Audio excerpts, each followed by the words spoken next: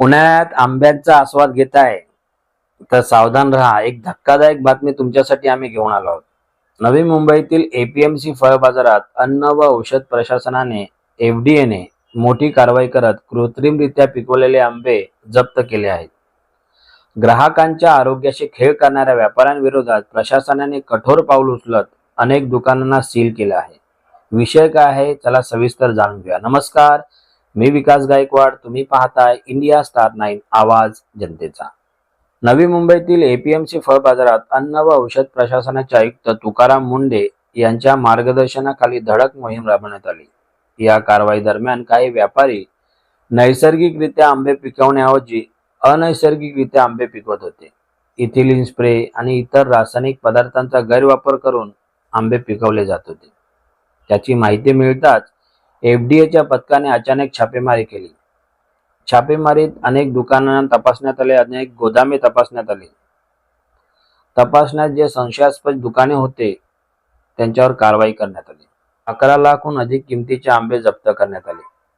ग्राहकांना सुरक्षित आणि दर्जेदार आंबे मिळावेत यासाठी ही कारवाई केल्याचे प्रशासन सांगत आहे. कारवाई दरम्यान नियमांचे उल्लंघन करणाऱ्या 31 व्यावसायिक दुकानांना सील करण्यात आले. तसेच विविध प्रकारांमध्ये 37 लोकांना अटकही करण्यात आली आहे. ही मोहीम खास करून अन्न सुरक्षा ग्राहक संरक्षण कायद्याअंतर्गत जोरदार सुरू आहे. तज्ज्ञांच्या मते फळे लवकर पिकवण्यासाठी वापरण्यात येणाऱ्या काही रसायनांचा अतिरेक आरोग्यासाठी धोकादायक ठरू शकतो. त्यामुळे ग्राहकांनी अतिशय चमकदार, एकसारखा रंग असलेले किंवा असामान्यरित्या लवकर पिकवलेले आंबे खरेदी करताना सावधानी बाळगा.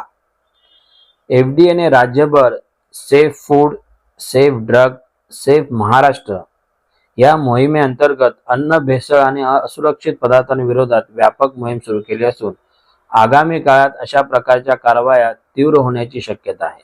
ग्राहकांच्या आरोग्याशी खेळ करणाऱ्यांच्या विरोधात एफडीएने उचललेले कठोर पाऊल निश्चितच महत्त्वाचे मानले जात आहे. मात्र प्रश्न असा आहे की मोठ्या नफ्यासाठी लोकांच्या जीवाशी खेळणाऱ्या व्यापाऱ्यांवर ही कारवाई योग्य आहे का, की ह्याच्यापेक्षा कठोर कारवाई होण्याची गरज आहे? तुमचं मत काय, कमेंटमध्ये नक्की सांगा. व्हिडिओ आवडल्यास व्हिडिओला लाईक करा, शेअर करा आणि सोशल मीडियावरील सर्व प्लॅटफॉर्मवरती आम्हाला फॉलो करायला विसरू नका. धन्यवाद.